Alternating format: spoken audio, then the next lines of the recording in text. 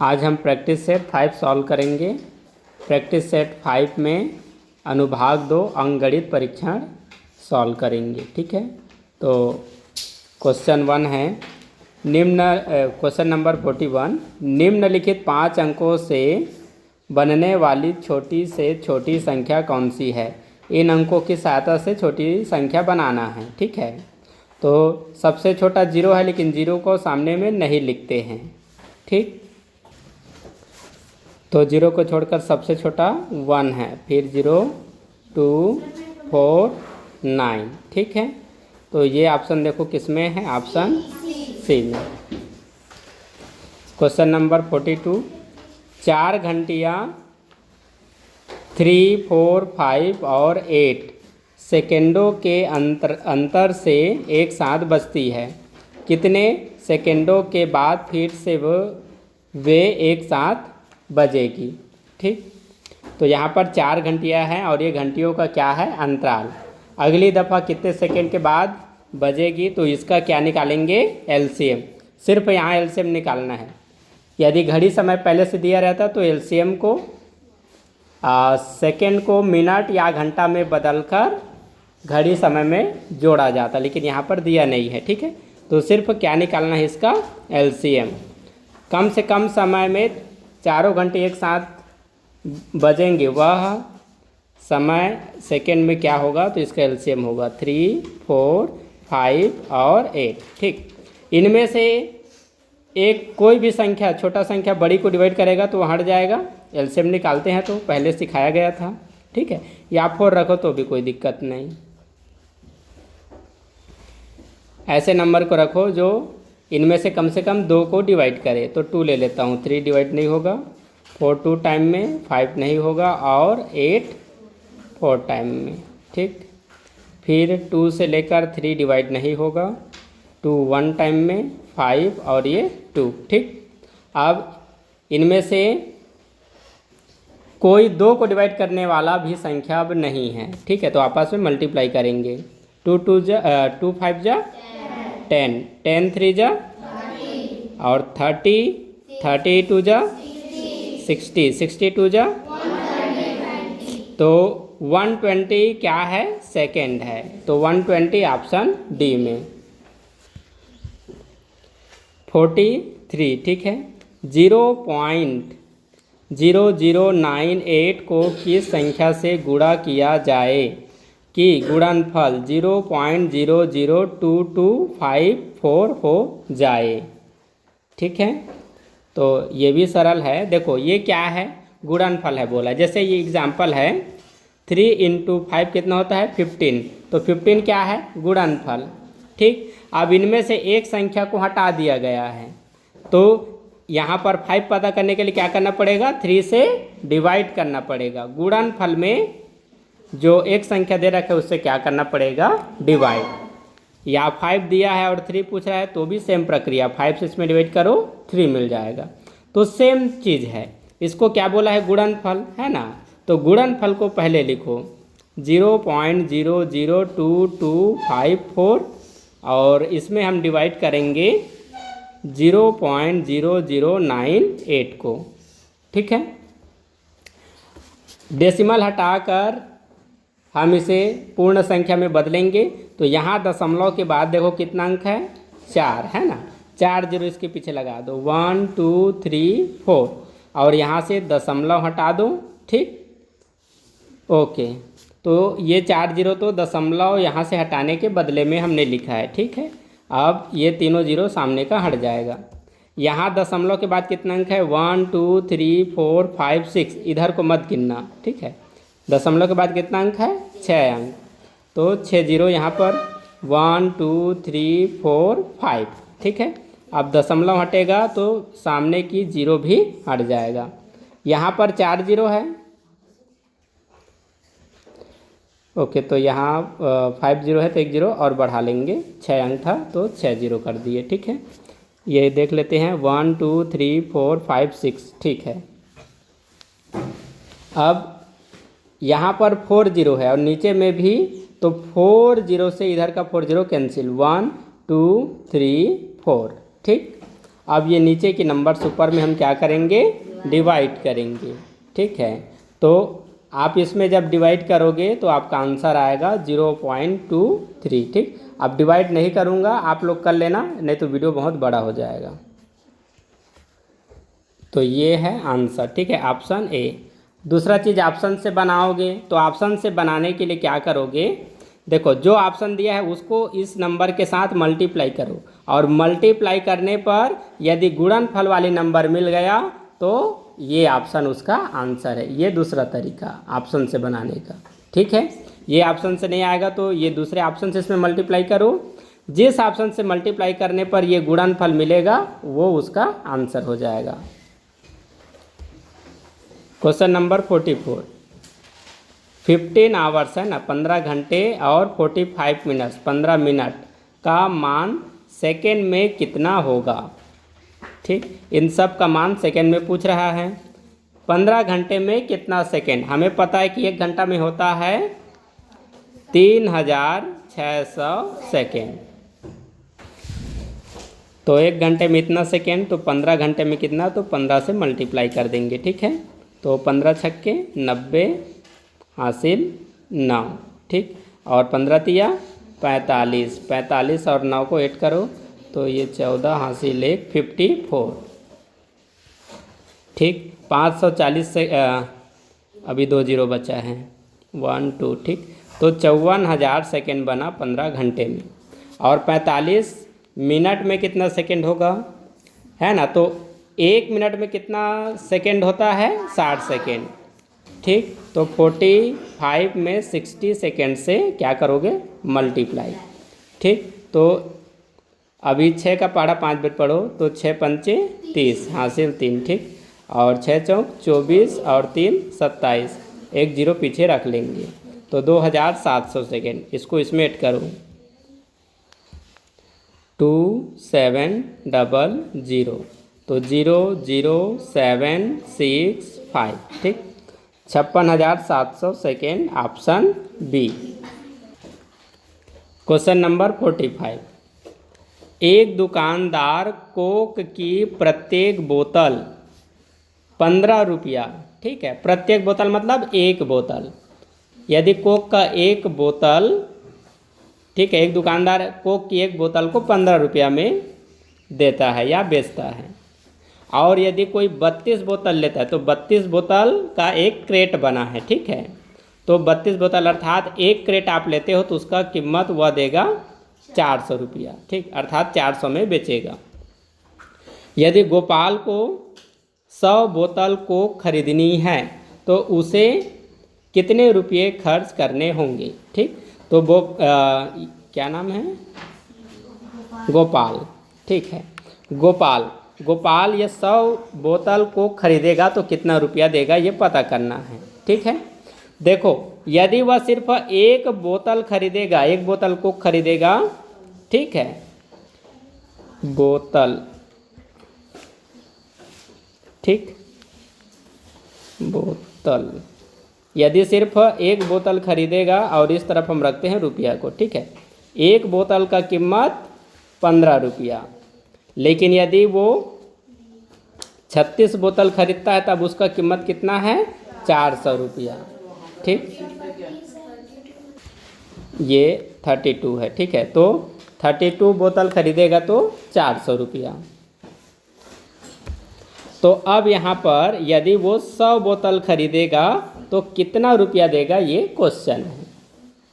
ठीक है, तो क्या करना पड़ेगा, ये 32 बोतल यदि उसने खरीद लिया तो इसको एक क्रेट माना गया है। ठीक है, एक क्रेट माना गया है, तो एक यहाँ से हमें क्या करना पड़ेगा, 100 बोतल में कितने क्रेट निकलेंगे वो पता करना है। ठीक है, 100 बोतल में कितने क्रेट निकलेंगे ये हमें पता करना है। तो देखो सरल तरीके से बनाते हैं जो समझ में आए। तो 100 में से 32 निकालो, मतलब एक क्रेट निकालो, तो 10 में 2 माइनस करो 8, और 9 में 3 माइनस 6। ठीक है, तो यहाँ पर एक क्रेट मिल गया, 100 में से एक क्रेट आपको मिल गया। अब ये 68 में फिर से एक क्रेट निकाल लो, तो ये 6 और 3, ठीक है। तो यहाँ पर एक क्रेट और मिल गया है कि, और यहाँ पर फिर से इसमें एक क्रेट और निकल जाएगा, तो 4 और ये 0, ठीक है। तो एक क्रेट यहाँ पर एक और निकल गया, ठीक है। इधर ध्यान दो, तो देखो 100 बोतल में से कितना क्रेट बना है यहाँ पर, 3 क्रेट, ठीक है, 3 क्रेट। एक क्रेट का मूल्य कितना था, 400 रुपया, तो ये हो जाएगा 3 चौक 12 और ये 2 0 पीछे, तो 3 क्रेट का मूल्य कितना हो गया, 1200 रुपया। अब देखो उसके पास 4 बोतल और बच गया, यदि ये 32 बोतल होता तो 400 रुपये होता, लेकिन 32 से वो नीचे हो जाएगा तो एक एक बोतल के लिए दुकानदार 15 रुपया लेगा। तो ये जो 4 बोतल बच गया उसका हिसाब 15 रुपये की दर से होगा, ठीक है। तो 15 × 4 कर दो, ठीक है, तो कितना आ गया, 15 चौक 60, तो ये 60 रुपया को भी इसमें शामिल कर दो, तो 0 6 12 1260 रुपया, ठीक है, 1260 ऑप्शन बी। क्वेश्चन नंबर 46, ठीक, इसमें दिया है निम्नलिखित आरेख का अध्ययन करके प्रश्न का उत्तर दीजिए। 5 आदमियों की आय प्रति माह दिया है, ठीक है, तो नीचे में ABCDE ये क्या है, आदमी है, और यहाँ पर 5 10 15 20 25 30 दिया है, वह क्या है, आय। तो आय किस में है, 1000 में, तो 5 का मतलब 5000 है, 10 का मतलब 10,000, 15 का मतलब 15,000, ठीक, ये समझ गए। अब यहाँ पर 46 को देखो, बताइए कि B की आय D से कितनी अधिक है।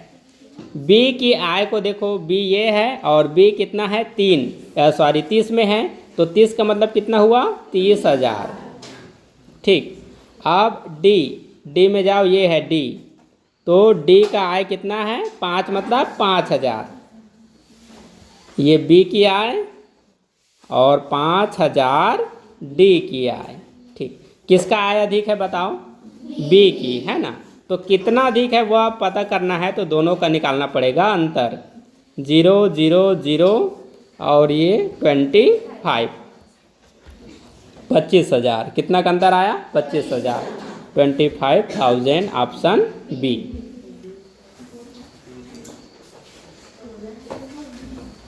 क्वेश्चन नंबर 47, किसी संख्या के 10% एवं 5% का अंतर 20 हो तो वह संख्या क्या होगी। देखो वह संख्या कौन सा है हमें पता नहीं है, तो माना वह संख्या x है, तो x का निकालो 10% का बटा 100, फिर x का ही निकालना है 5%, तो x का मतलब मल्टीप्लाई 5 का 5% का बटा 100। इसने क्या बोला, अंतर बोला, इसलिए दोनों के बीच में अंतर करेंगे, और अंतर करेंगे तो उसका अंतर आएगा 20, इसलिए बराबर क्या लिखेंगे, 20, ठीक। तो 10 का x से मल्टीप्लाई 10x/100 माइनस ये 5x/100, ठीक, इक्वल 20। अब नीचे की नंबर एक जैसा है तो इसे बनाना बहुत सिंपल है, बस हर में एक 100 लिखो और ऊपर के नंबर को माइनस करो, ठीक है। तो 10x में 5x माइनस करो 5x इक्वल कितना, 20। अब इन दोनों का मल्टीप्लाई किया जाता है, ठीक है, तो ये कितना हो जाएगा, 2000, ठीक है। और x की तो वैल्यू हम ज्ञात करेंगे, है ना, तो x के गुणांक 5 से यहाँ पर क्या करेंगे, डिवाइड। 5 के टेबल में 20 आएगा, कितने टाइम में, 4 टाइम में, और ये 2 0 पीछे, तो x की वैल्यू कितना आया, 400, है ना, 400। तो ऑप्शन ए सही है। और दूसरा तरीका ये है, ऑप्शन लेना है, उसका 10% निकालो और फिर उसी ऑप्शन का 5% निकालो, और माइनस करने पर जिसमें 20 आएगा वही ऑप्शन उसका आंसर होगा।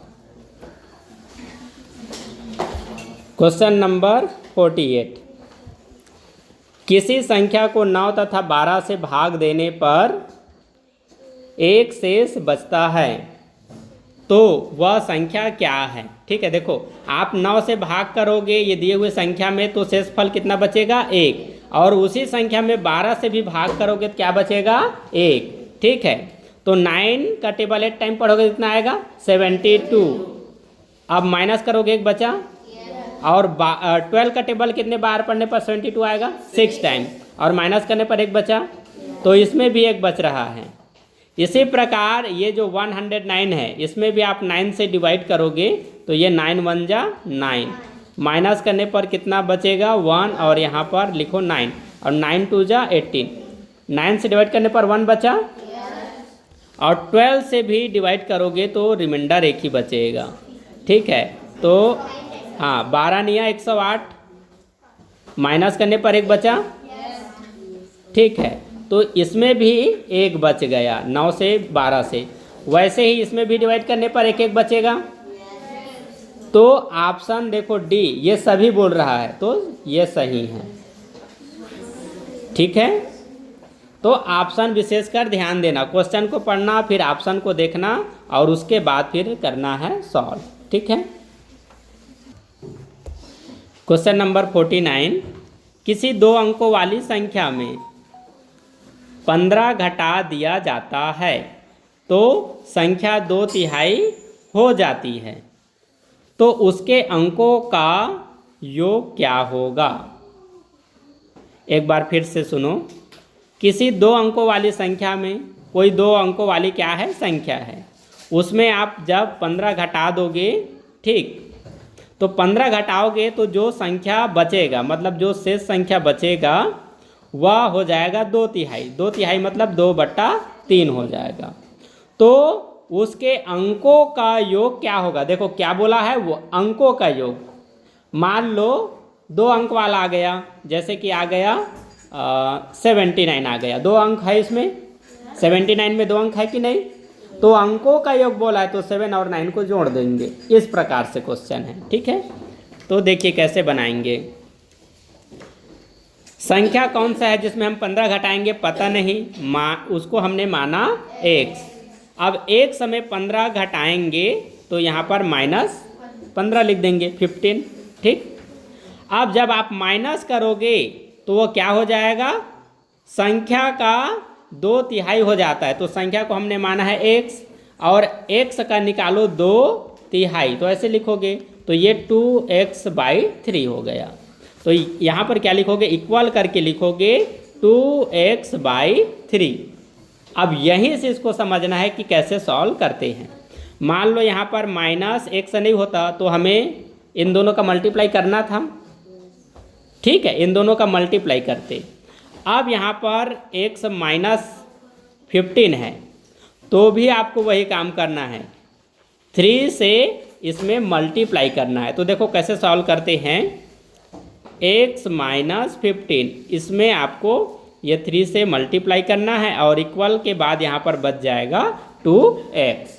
ठीक, अब इधर सिंपल है, 3 का टेबल x टाइम तो 3x, माइनस का माइनस, और 15 3 जब पढ़ दो तो कितना आ गया 45, इक्वल कितना है 2x। ठीक, अब यहाँ से ध्यान दो, ये 3x है और ये 2x है, तो एक समान चर वाली संख्या को हमें एक तरफ लाना होता है। ठीक है, तो क्या करेंगे, ये 3x को या तो उस पार ले जा सकते हो या इस नंबर को इस पार ले जा सकते हो। जिसको आप इक्वल के अपोजिट साइड में रखोगे तो इसका चिन्ह चेंज हो जाएगा। 3x को उस पार ले जाऊंगा तो ये माइनस का 3x हो जाएगा, और यदि 2x को इस पार ले आऊँगा तो ये माइनस का 2x हो जाएगा। तो यहाँ से 3x का 3x इसी साइड में रखता हूँ, तो इस तरफ का जो x वाला नंबर है उसको इस तरफ लाएंगे। ठीक है, तो ये 2x मतलब क्या है, प्लस 2x है, तो इस पर आएगा तो माइनस का 2x हो जाएगा। तो x वाला नंबर इस तरफ आ गया, तो बगैर x वाला को अब उस पार ले जाओगे। ठीक, तो ये इक्वल के पहले है, इक्वल के बाद इसको जब रखोगे तो माइनस का नंबर क्या हो जाएगा, प्लस। ओके, 3x में 2x माइनस करोगे तो क्या बचेगा x, 1x मतलब x बचेगा और यहाँ पर 45। तो x मतलब कितना है 45, अर्थात वह नंबर कितना है 45 है। कितना है 45।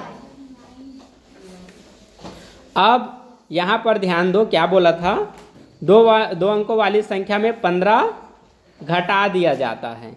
ठीक है, तो इसमें हम 15 घटाएंगे, नहीं अब इसमें नहीं घटाएंगे, हाँ ठीक है, घटाने पर ये बनेगा, उसके बाद सॉल्व करेंगे। तो हमें उस अंक को पता करना था 2 अंकों वाली, तो वह 2 अंकों वाली संख्या कौन सा है 45। अब 45 क्वेश्चन में क्या बोला है, तो उसके अंकों का योग क्या होगा। तो 45 में अंक है 4 और 5, योग के लिए प्लस कर देंगे, जोड़ो कितना हो गया 9। ठीक है, तो ये है आंसर ऑप्शन ए में। क्वेश्चन नंबर 50, किसी आयताकार खेत का क्षेत्रफल क्या होगा। यहाँ पर आयताकार खेत का क्या पूछा गया, क्षेत्रफल। ठीक, यदि कर्ण की लंबाई, कर्ण मतलब विकर्ण से है, यदि कर्ण की लंबाई तथा आयत की चौड़ाई क्रमशः 5 मीटर तथा 3 मीटर हो, तो इस आधार पर क्या पूछा जा रहा है, आयताकार खेत का क्षेत्रफल। तो बताओ आयत का क्षेत्रफल क्या है, यस लंबाई गुणा चौड़ाई। अब इसमें लंबाई या उसका विकर्ण का मान दे रखा है 5 मीटर और चौड़ाई, ठीक है, लंबाई तथा चौड़ाई, तो ये लंबाई और ये चौड़ाई, इस आधार पर ये 3। ठीक है, शुरू में लंबाई बोला है तो शुरू वाला नंबर क्या हो जाएगा लंबाई, उसके बाद चौड़ाई बोला है तो ये दूसरा वाला नंबर क्या है चौड़ाई। तो आयत का क्षेत्रफल लंबाई गुणा चौड़ाई। ठीक है, लंबाई 5 है और चौड़ाई कितना है 3। ठीक, तो कितना हो गया 15 वर्ग मीटर, ऑप्शन ए। लेकिन ये गलत है, मतलब इसके आधार पर तो आंसर यही 15 आना चाहिए। ठीक है, लेकिन जो आपके बुक में क्वेश्चन पूछा गया है, आंसर दिया गया है, उसके आधार पर ये जो क्वेश्चन है गलत है। ठीक, तो आपके बुक में इसका जो सॉल्यूशन दिया है उस आधार पर क्या होना था इसको वो समझो। किसी आयताकार खेत का क्षेत्रफल क्या होगा, तो क्षेत्रफल नहीं, आपके बुक के आधार पर जो सॉल्यूशन है उसमें खेत की लंबाई पूछा जा रहा है। किसी आयताकार खेत की लंबाई क्या होगी। ठीक, यदि कर्ण की लंबाई, तो यहाँ पर कर्ण की लंबाई यहाँ पर कर्ण की लंबाई हम इसको मानेंगे और ये आयत की जो चौड़ाई है ये, ठीक है, ये आयत की क्या है, ये चौड़ाई है। तो ये कर्ण की जो लंबाई है ना, इसको यहाँ से हटाओ, ये ठीक है, कर्ण की लंबाई, ठीक है, कर्ण की लंबाई कितना है 5 मीटर है, कर्ण की लंबाई कितना है 5 मीटर है। ठीक, और आयत की जो चौड़ाई है कितना है 3 मीटर है। ठीक, तो किसी आयताकार आकृति, ये जैसे एक आयताकार आकृति है, ठीक है, तो आयताकार आकृति में क्या दे रखा है, इसका विकर्ण दे रखा है, तो विकर्ण का मान है, ठीक, कितना है 5 मीटर, और उसके बाद ये आयताकार आकृति का दे रखा है चौड़ाई, तो चौड़ाई कितना है 3 मीटर। ठीक है, चौड़ाई ये वाला हिस्सा यहाँ से यहाँ तक ये कितना है 3 मीटर। ठीक है, ये चौड़ाई कितना है 3 मीटर। तो इन दोनों की सहायता से ये आयत की लंबाई निकालना है। क्या निकालना है, आयत की लंबाई। ठीक, तो आयत की लंबाई का निकालने के लिए एक फार्मूला है। ठीक है, तो आयत या आयताकार खेत की लंबाई बराबर होगा अंडर रूट, ठीक, अंडर रूट ये जो विकर्ण है उसका वर्ग करना है, ठीक है, कर्ण का वर्ग, और इसमें हम माइनस कर देंगे चौड़ाई का वर्ग। तो हमें मिल जाएगा आयत की लंबाई या फिर आयताकार खेत की लंबाई। तो कर्ण का वैल्यू कितना दे रखा है 5, ठीक है, कितना दे रखा है 5। तो 5 का वर्ग कितना होता है, 5 स्क्वायर कितना होता है 25, माइनस चौड़ाई कितना दे रखा है 3, तो 3 स्क्वायर कितना होता है 9। ओके, अब 25 में 9 माइनस करो 16, और 16 का वर्गमूल 4। तो आयत की लंबाई कितना निकला 4। आयत की लंबाई ही खेत की लंबाई कहलाएगा, तो ये इसका आंसर है, ठीक है। 4 ऑप्शन में नहीं है, 1 मिनट। तो ऑप्शन में लंबाई 4 नहीं दिया है, ठीक है। तो यहाँ पर खेत की लंबाई के आधार पर 4 आ गया है। तो अब यदि लंबाई निकालने के बाद इसका हम क्षेत्रफल निकालेंगे, ठीक है। किसी आयताकार खेत की लंबाई व क्षेत्रफल ज्ञात कीजिए। ये ऐसे बनाना पड़ेगा क्वेश्चन को, लंबाई व क्षेत्रफल ज्ञात कीजिए। तो लंबाई मिल गया, लंबाई कितना मिला 4, और चौड़ाई कितना था 3, तब क्षेत्रफल मिल जाएगा 12 वर्ग मीटर, ठीक है। इसे ऐसे बनाना पड़ेगा। ऑप्शन किस में है, बी में। क्वेश्चन नंबर 51, कविता किसी काम को 5 दिन में कर सकती है, ठीक है। कविता किसी काम को 5 दिन में कर सकती है, जबकि सरिता और कविता उसी काम को 3 दिन में पूरा करती है। तो सरिता उस काम को कितने दिनों में करेगी। यहाँ ध्यान दीजिए, ये 3 दिन का काम 2 व्यक्तियों का है, सरिता और कविता का, और ये 5 दिन क्या है, एक व्यक्ति का काम है, किसका, कविता का।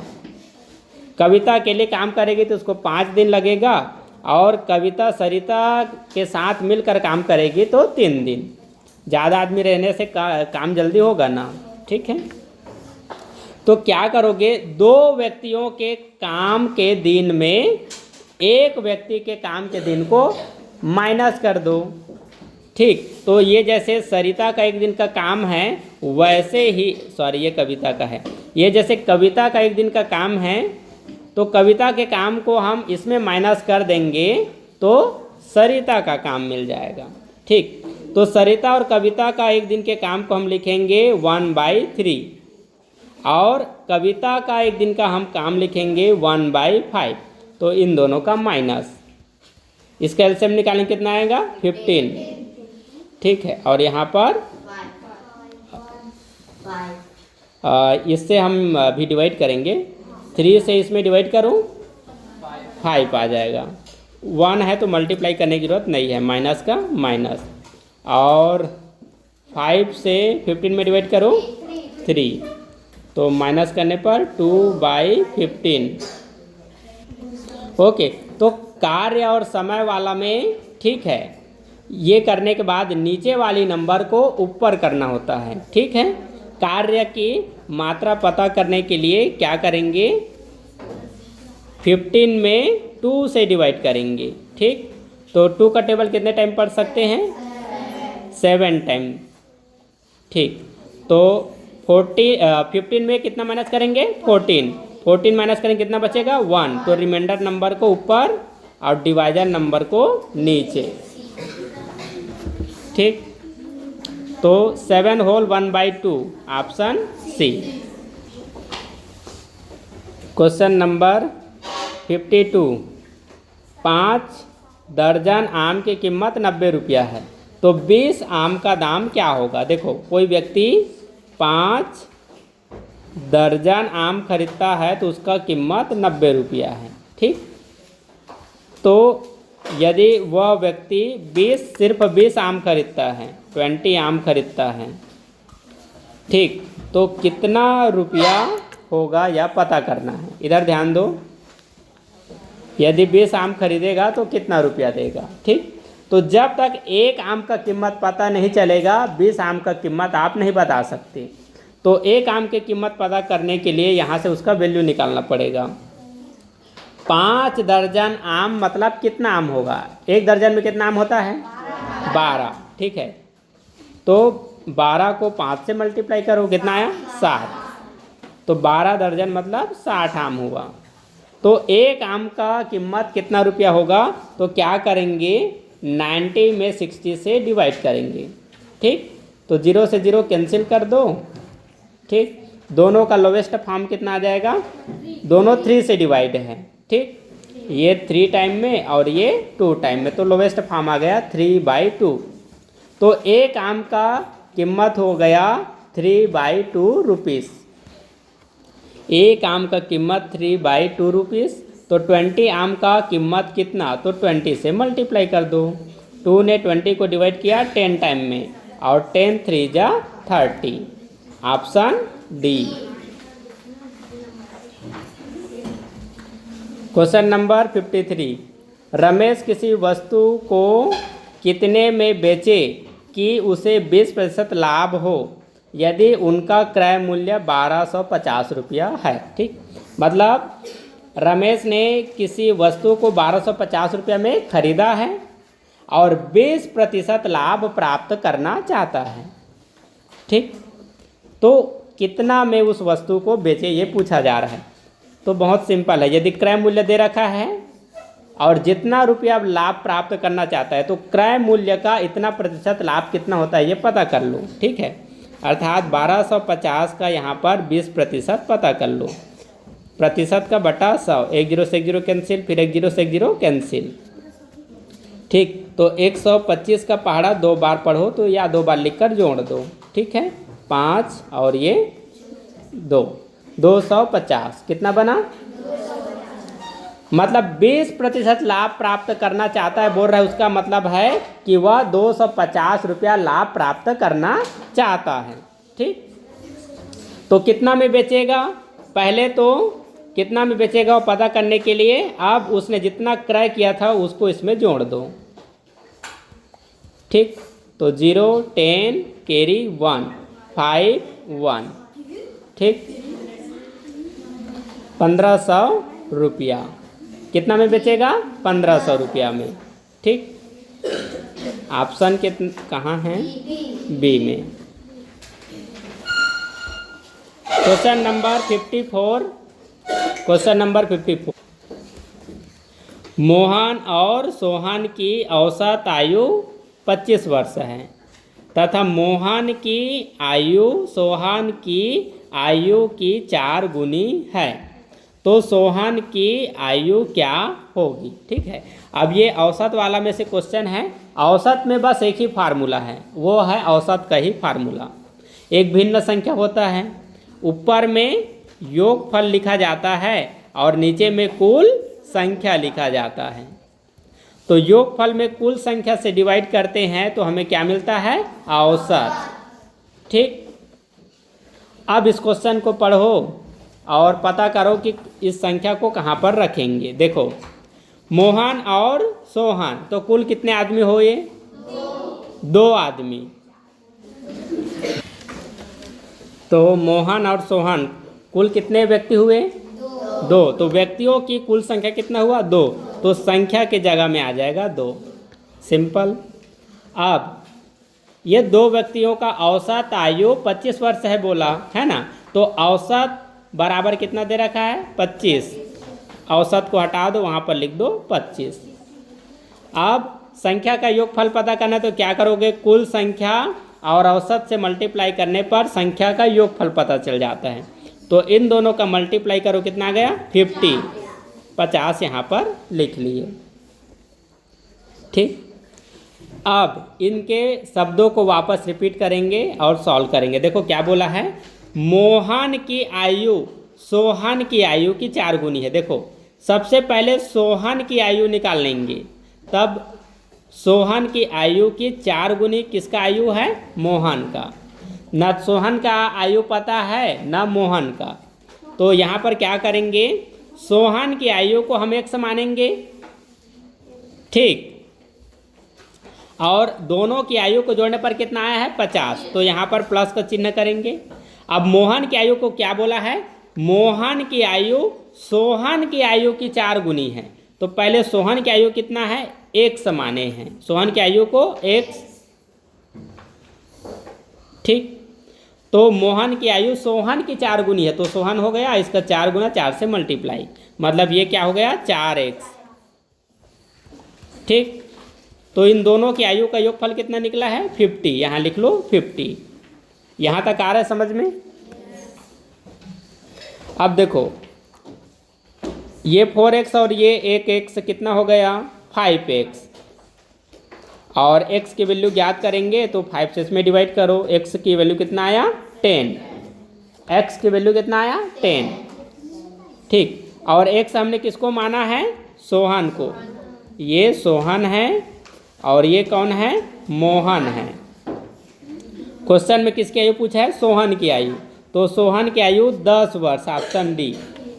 और मोहन की आयु पूछेंगे तो कितना होगा 40 होगा, x की वैल्यू कितना आया है 10, तो 4x का मतलब क्या है, x का मतलब 10 है, तो यहाँ मल्टीप्लाई होगा ना, ठीक है, तो 40, मोहन की आयु 40 पूछा गया था, सिर्फ सोहन की आयु, आपका आंसर ये माना जाएगा, ठीक है। क्वेश्चन नंबर 55, राम और श्याम की वर्तमान आयु का योग 62 वर्ष है और 8 वर्ष बाद उनकी आयु का अनुपात 5:8 होगा, तो श्याम की वर्तमान आयु क्या है, ठीक। देखो यहाँ पर 62 का मतलब क्या है, ये 62 का मतलब क्या है, राम और श्याम की आयु का योगफल। राम और श्याम की आयु कितना कितना है पता नहीं, लेकिन दोनों की आयु को जोड़ देंगे कितना हो जाएगा 62।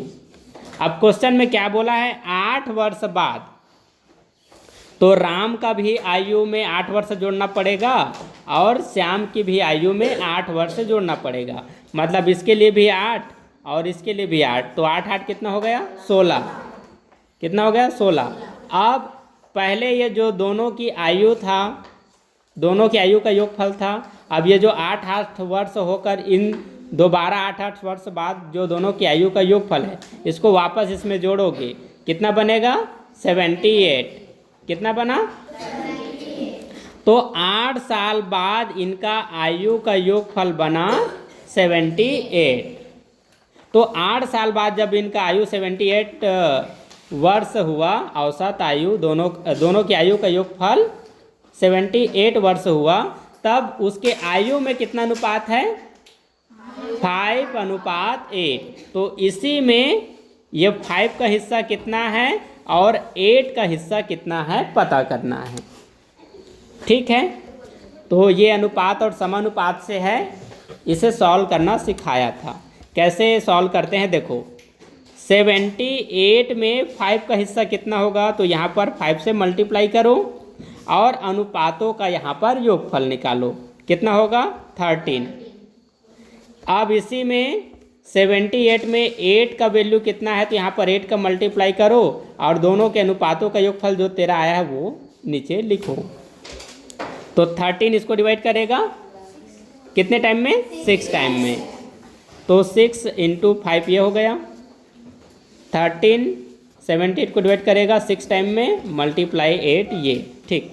तो ये बन गया 30 और ये बन गया कितना 48, ठीक। तो ये 30 किसे दिखाता है, शुरू में किसका नाम आया था राम का, तो 30 राम का आयु है और 48 श्याम का आयु है।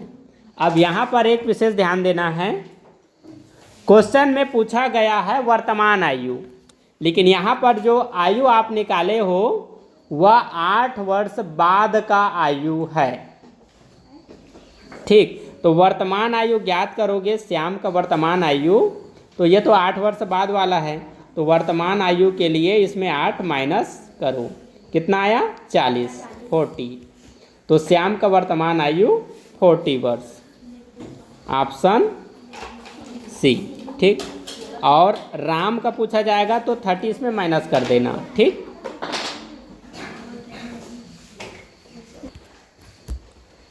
क्वेश्चन नंबर 56, कोई रेलगाड़ी 72 किलोमीटर प्रति घंटा की चाल से चल रही है और 100 मीटर लंबे प्लेटफार्म को 10 सेकेंड में पार करती है, तो रेलगाड़ी की लंबाई क्या होगी? ठीक, क्या पूछा जा रहा है? रेलगाड़ी की लंबाई। ठीक, तो यदि क्वेश्चन में प्लेटफॉर्म की लंबाई दे रखा है या सुरंग की लंबाई दे रखा है ना, तो ये जो लंबाई है रेलगाड़ी की लंबाई में जुड़ता है। तो प्लेटफॉर्म की लंबाई और रेलगाड़ी की लंबाई को जोड़ने पर कौन सी लंबाई बनेगा? कुल दूरी बनेगा। ठीक, तो यहाँ पर सबसे पहले हमें पता करना पड़ेगा कुल दूरी। तो रेलगाड़ी की लंबाई कितना है पता नहीं, माने कि रेलगाड़ी की लंबाई 100 मीटर है, तो रेलगाड़ी की लंबाई प्लस प्लेटफॉर्म की लंबाई हम ऐड कर देंगे तो ये बन गया कुल दूरी। कुल दूरी। ठीक, तो ये दूरी निकल गया। अब बताओ ये दूरी है तो दूरी का फार्मूला क्या होता है? दूरी बराबर क्या होता है? चाल गुणा समय।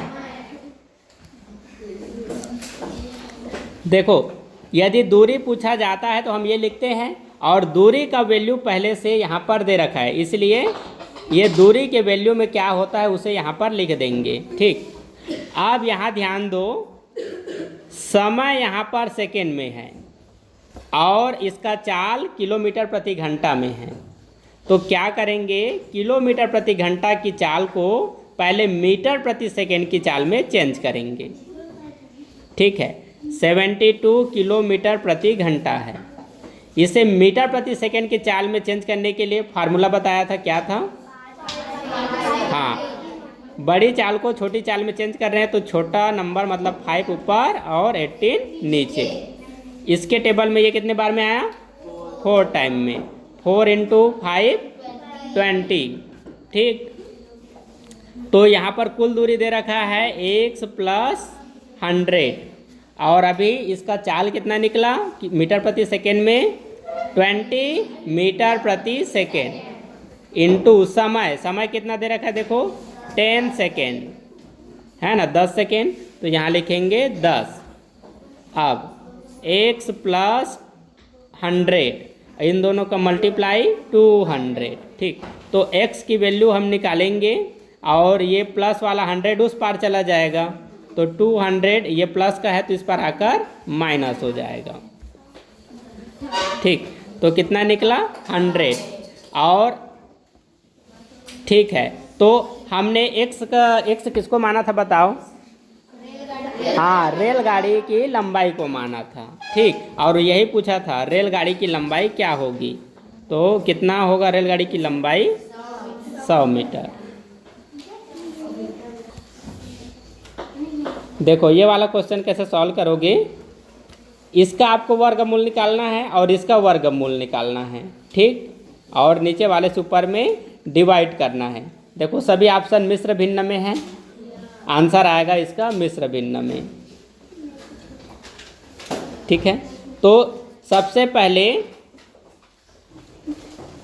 √48.4 और नीचे में कितना है? 0.289। देखो नीचे में दशमलव के बाद 3 अंक है, 3 0 ऊपर लगा दो और यहाँ से दशमलव हटा दो। यहाँ दशमलव के बाद कितना अंक है?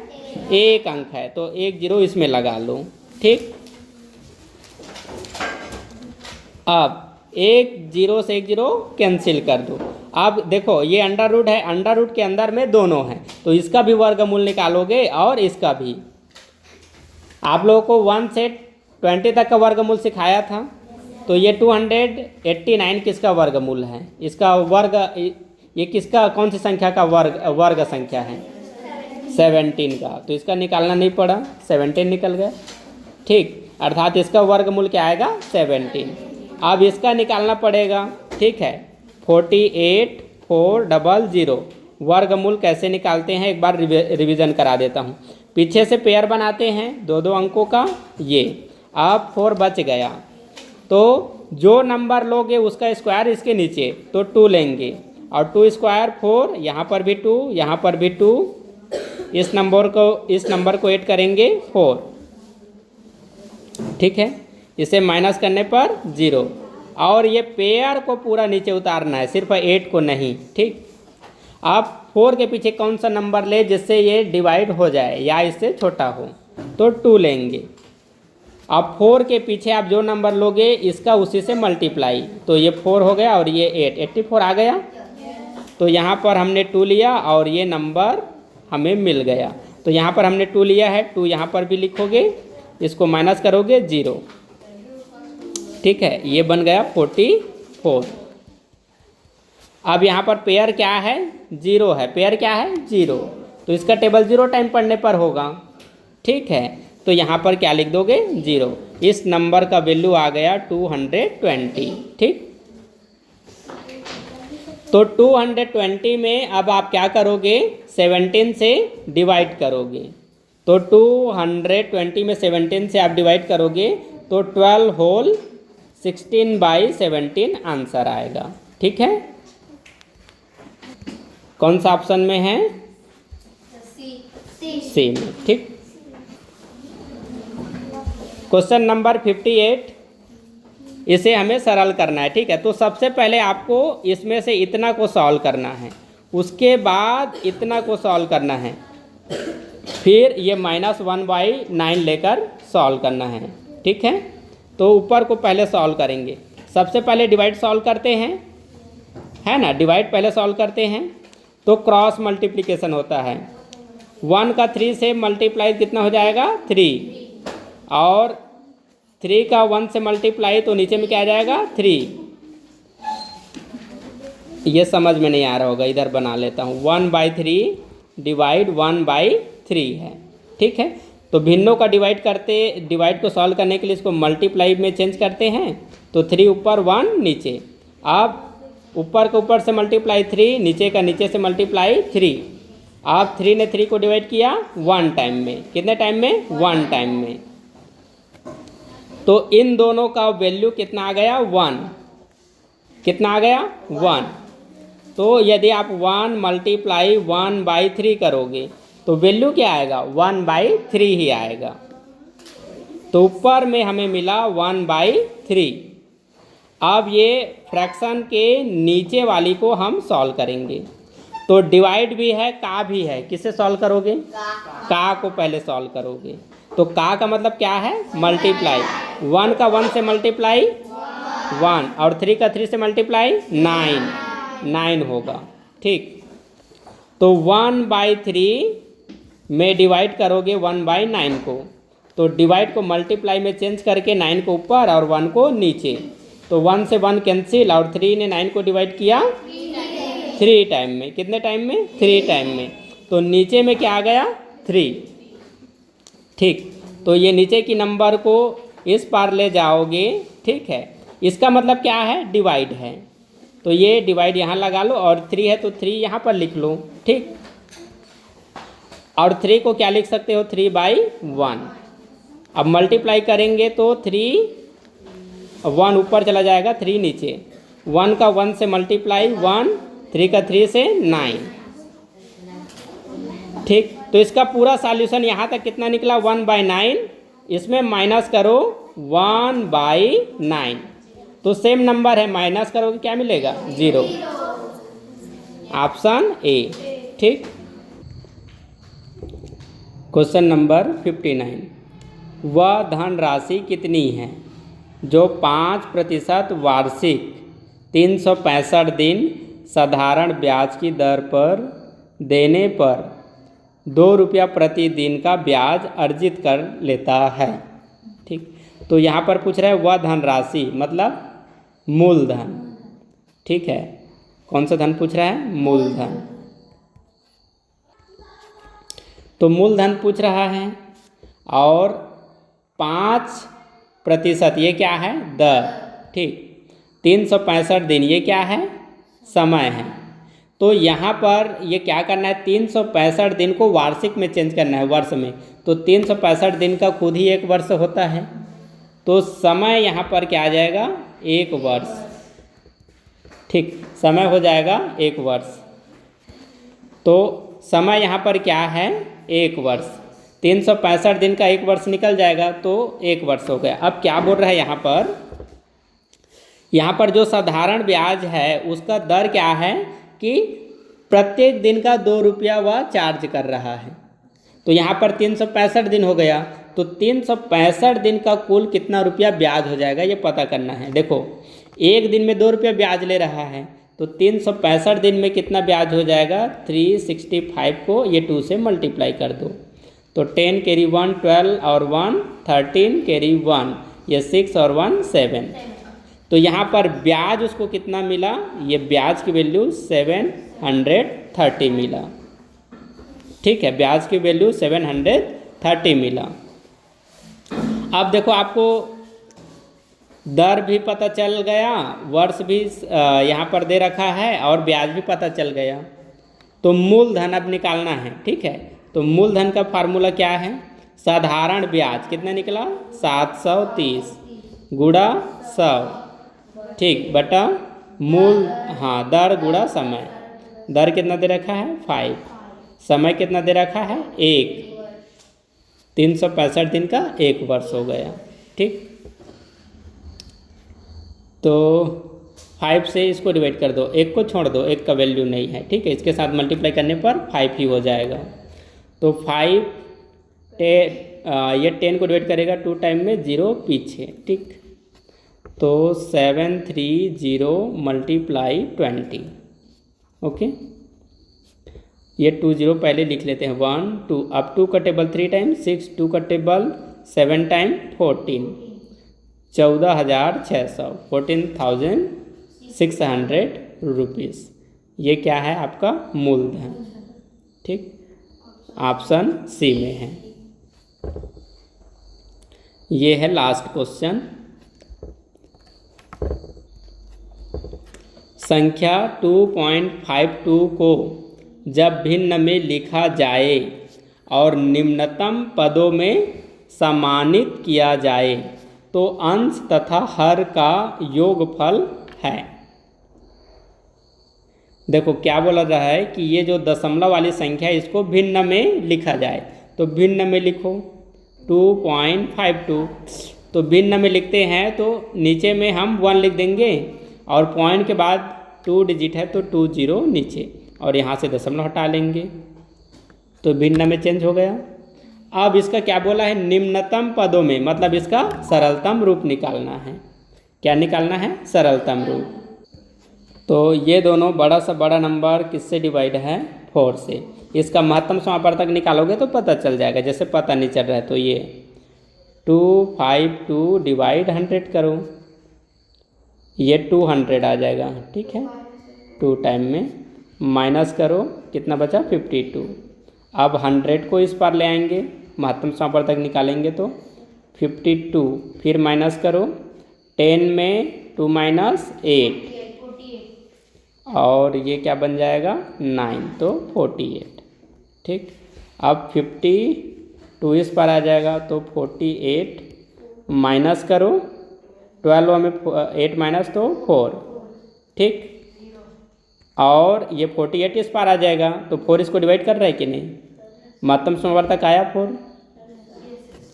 तो 4 से इसमें डिवाइड करेंगे और 4 से ही इसमें डिवाइड करेंगे तो हमें मिलेगा इसका निम्नतम रूप या सरलतम रूप। ठीक, तो 400 को डिवाइड करेगा 25 टाइम में। ठीक, और 252 ये कितने टाइम में डिवाइड होगा? 63 टाइम में। ठीक,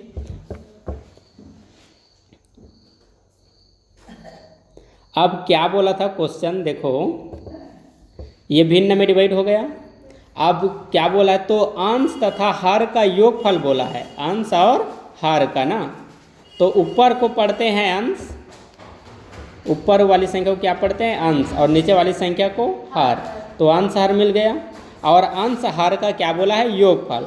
तो इन दोनों को आप जोड़ देना है, 63 + 25, तो 8 और ये 8, 88, ऑप्शन डी। ठीक, तो जब भी क्वेश्चन सॉल्व करो उनके बोले हुए शब्दों को पकड़ो कि वो बोल क्या रहा है। ठीक, मैथ्स में उनके क्वेश्चन को समझना ही समझो आधा पूरा सॉल्यूशन है। समझ गए तो उसके आधार पर बनाते जाओ। ठीक है, क्वेश्चन नंबर 50 एक बार फिर से मैं समझा रहा हूँ। ठीक है, तो इसमें मैं थोड़ा सा डाउट हो गया था। किसी आयताकार खेत का क्षेत्रफल क्या होगा। ठीक है, तो वहाँ पर मैंने पहले वीडियो में इसको लंबाई निकाला गया ये बोल दिया था, पहले समझ लो। किसी आयताकार खेत का क्षेत्रफल क्या होगा, तो खेत का क्षेत्रफल पूछ रहे हैं, मतलब आयत का क्षेत्रफल। यदि कर्ण की लंबाई तथा आयत की चौड़ाई क्रमशः 5 मीटर है तथा 3 मीटर है, तो यहीं पर मैंने गलती किया था कि ये 5 मीटर को मैं आयत की लंबाई समझ लिया था। ठीक, और ये 3 मीटर को उसका चौड़ाई समझ लिया था। तो जब आयत की लंबाई चौड़ाई ही दे रखा है तो क्षेत्रफल निकाल देंगे, दोनों का मल्टीप्लाई करेंगे, निकल जाएगा, ये मैंने समझ लिया था।